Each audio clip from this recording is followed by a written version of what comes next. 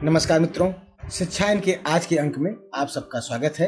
मित्रों, किसी भी सभ्य समाज के लिए शिक्षा प्राण है तथा जीवन मूल्य उसकी आत्मा। मूल्यों का संबंध जीवन के दृष्टिकोण से है।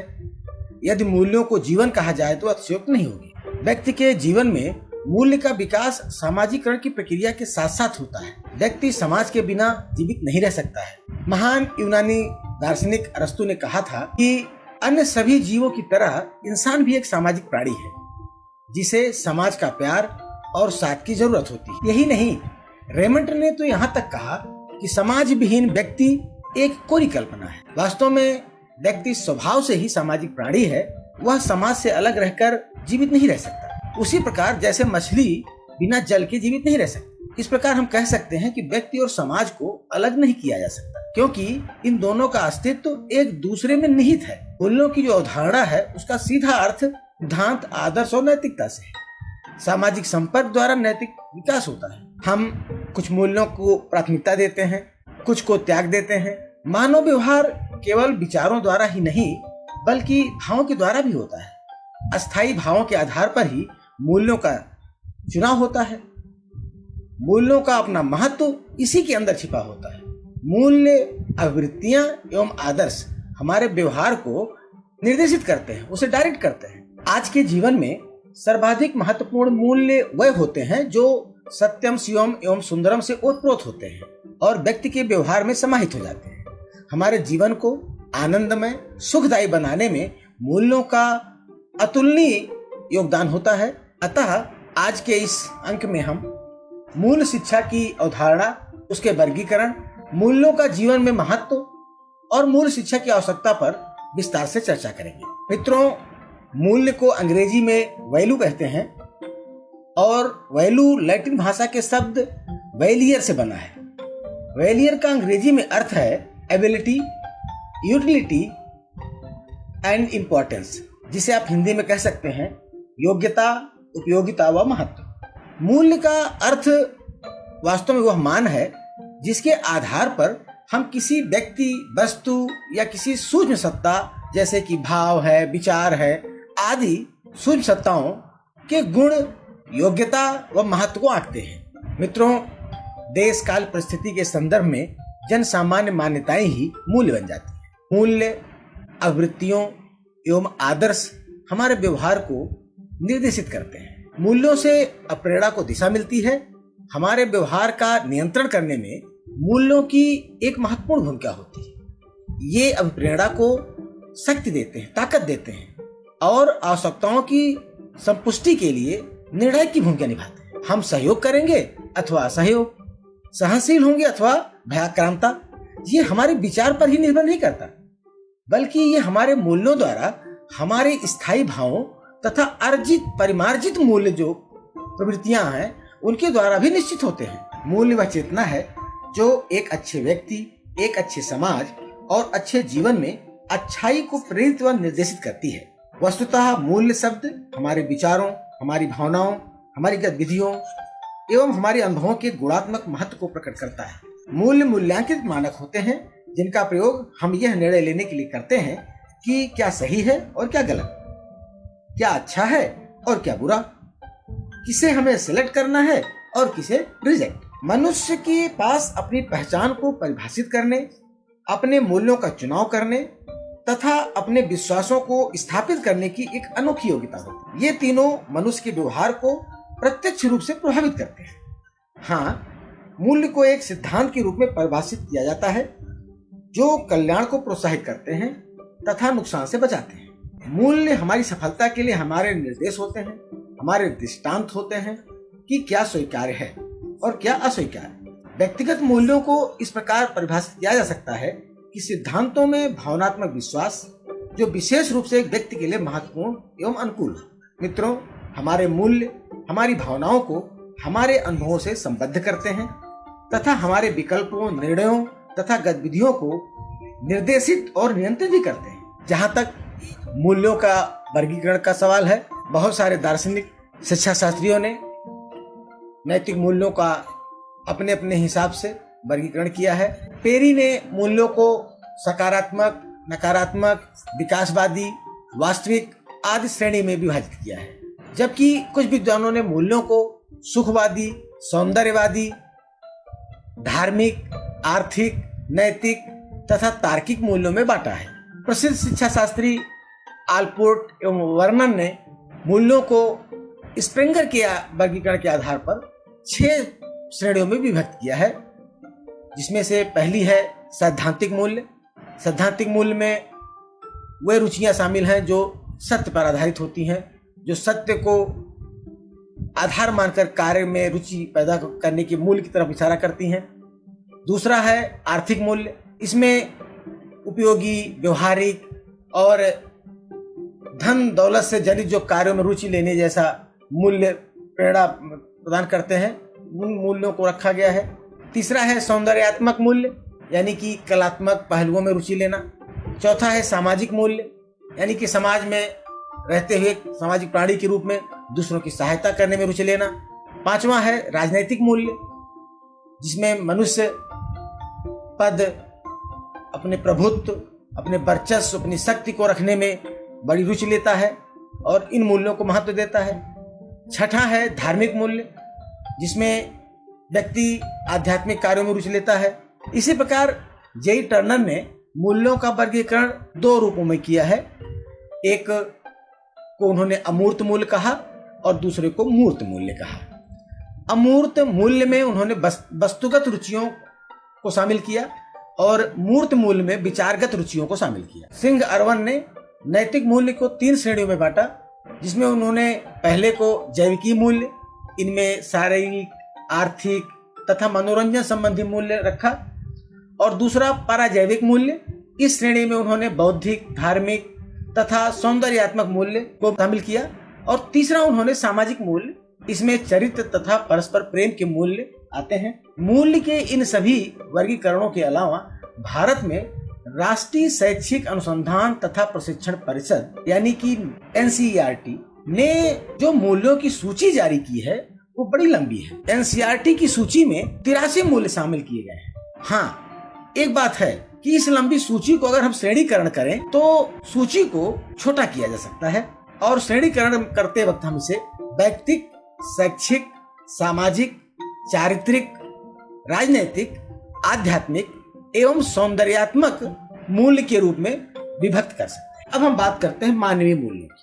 सामान्य रूप से मानवीय मूल्य मूल्यों की एक पूरी श्रेणी का संकेत देते हैं जो मानवीय जीवन को अर्थपूर्ण और पूर्ण बनाते हैं। द्रव्यात्मक, सामाजिक, मानसिक, सौंदर्यपूर्ण, नैतिक तथा आध्यात्मिक मूल्य मानवीय मूल्यों के विभिन्न अंग हैं। ये सभी एक अच्छे व्यक्ति को अच्छाई, अच्छा जीवन तथा अच्छे समाज के निर्माण में योगदान देते हैं। जबकि मानवीय मूल्य यानी कि ह्यूमन वैल्यू शब्द कुछ विशेष प्रकार के मूल्यों का संकेत भी देता है। स्वतंत्रता, सृजनात्मकता, प्रेम और विवेक, ये 4 महत्वपूर्ण मूल्य मानव जीवन के लिए आवश्यक संपत्ति है जो हमें वास्तविक और पूर्ण मानव बनाते हैं। यदि हमें यह स्पष्ट है कि नैतिक शिक्षा हर व्यक्ति के जीवन और इस आधुनिक विश्व के लिए बहुत आवश्यक है, तो यह कार्यस्थलों में सभी पेशेवर लोगों के लिए भी आवश्यक है। इस प्रकार हम कह सकते हैं कि सही आचरण, शांति, सच्चाई, प्रेम, अहिंसा महत्वपूर्ण मानवीय मूल्य है। अब हम बात करते हैं मानवीय मूल्य यानी ह्यूमन वैल्यूज की। मानवीय मूल्य मूल्यों की एक पूरी श्रेणी है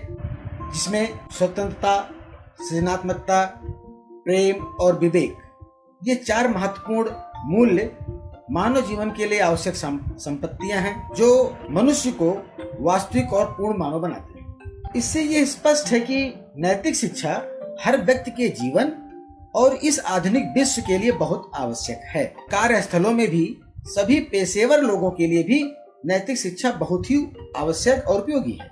मित्रों, यदि हम पेशेवर नैतिकता की बात ना करें तो नैतिक मूल्य शायद अधूरा रह जाएगा, क्योंकि आज एक शब्द पेशेवर दुनिया में बहुत चर्चित है, वो शब्द है इथिक्स। वास्तव में इथिक्स शब्द का मूल ग्रीक शब्द इथोस में है। चूंकि व्यवसायिक प्रणाली है जिसमें अर्थव्यवस्था, सामाजिक, न्यायिक तथा राजनीतिक मुद्दे शामिल होते हैं। व्यावसायिक मूल्य आर्थिक लाभों के न्याय संगत वितरण, न्याय आदि मुद्दों पर केंद्रित हैं। इस प्रकार पेशेवर नैतिकता तथा मूल्य आजकल के पेशे के अनिवार्य अंग हैं।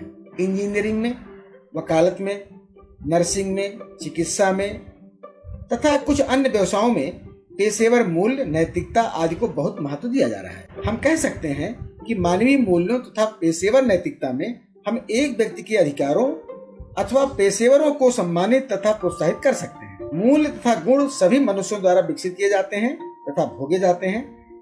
इससे उनके जीवन की गुणवत्ता में सुधार होता है, साथ ही जीवन भी सुरक्षित होता है। भारत जैसी विकासशील अर्थव्यवस्था तथा समाज के लिए हमें मानवीय मूल्यों के साथ साथ पेशेवर नैतिकता को भी बढ़ावा देना पड़ेगा ताकि एक विकसित राष्ट्र का निर्माण हो सके। मित्रों, अब बात करते हैं नैतिक शिक्षा की आवश्यकता, नीड फॉर वैल्यू एजुकेशन।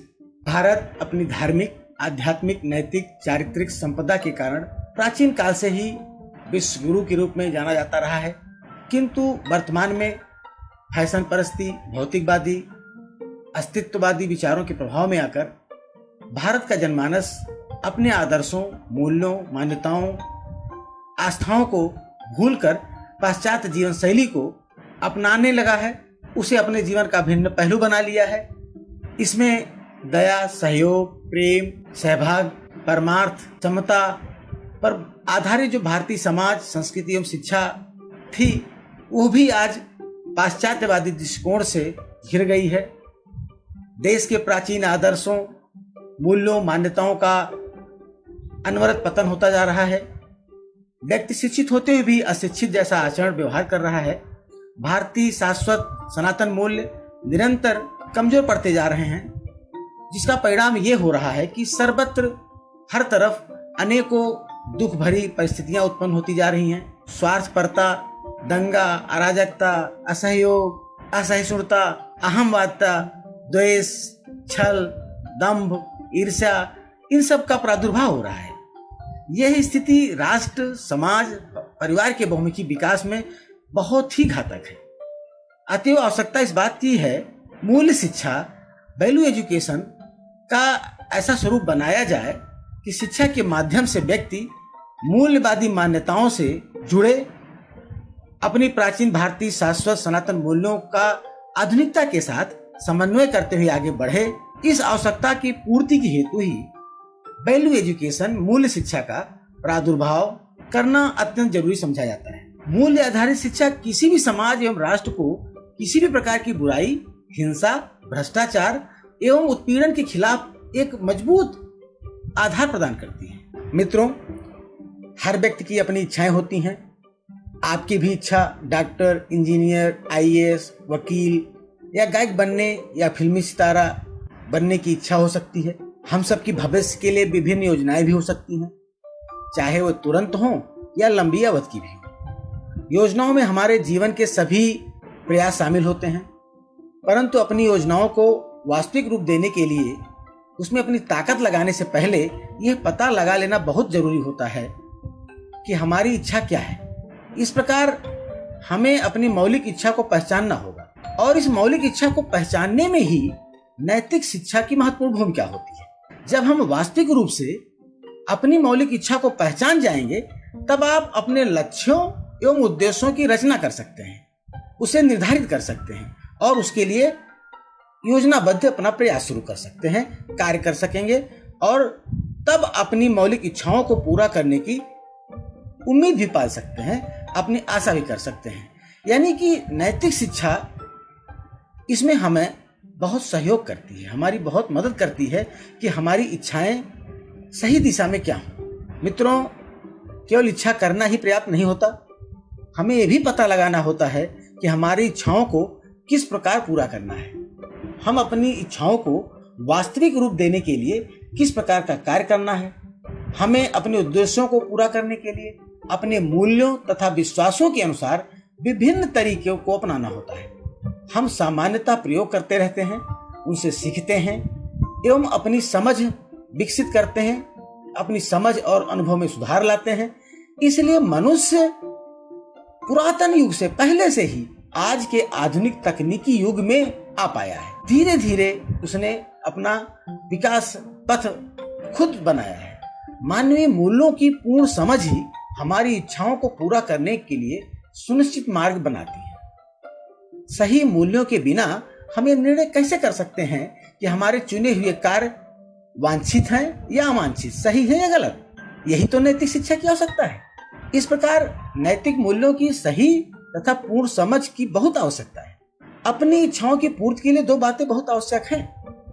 एक यह कि व्यक्ति को पता होना चाहिए कि मानव प्रसन्नता के लिए वास्तव में क्या सहायक है, उसकी अपनी खुशी के लिए क्या जरूरी है। तब वह वैश्विक मानव मूल्यों को समझ सकता है। यही नैतिकता का क्षेत्र है। स्कोप ऑफ वैल्यू बुद्धिमत्ता का क्षेत्र होता है। इसमें हमें सही उद्देश्यों की पहचान हो जाती है।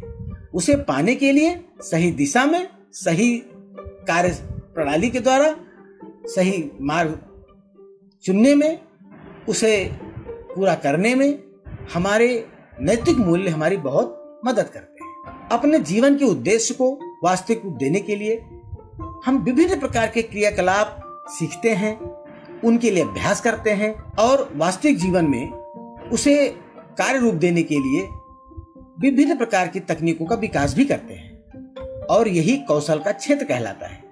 इस प्रकार मूल्य तथा कौशल साथ साथ चलते हैं। किसी व्यक्ति की सफलता के लिए मूल्यों और कौशल स्किल का सम्मान बहुत जरूरी होता है। यदि हमारे मूल्य सकारात्मक अच्छे होते हैं तो हमारे कार्य, हमारे निर्णय, हमारी इच्छाएं वो समाज के हित में होती हैं, हमारे हित में होती हैं, विश्व के हित में होती हैं। और यदि हमारे मूल्य ही गलत होंगे, अवांछित होंगे, तो निश्चित है कि वो हमारे लिए भी, हमारे समाज के लिए भी और हमारे पूरे विश्व के लिए कतई कल्याणकारी नहीं होंगे। आज के अंक में बस इतना ही। शिक्षायन के अगले अंक के साथ हम फिर हाजिर होंगे। तब तक के लिए अपने मित्र डॉक्टर गिरीश त्रिपाठी को अनुमति दीजिए। नमस्कार।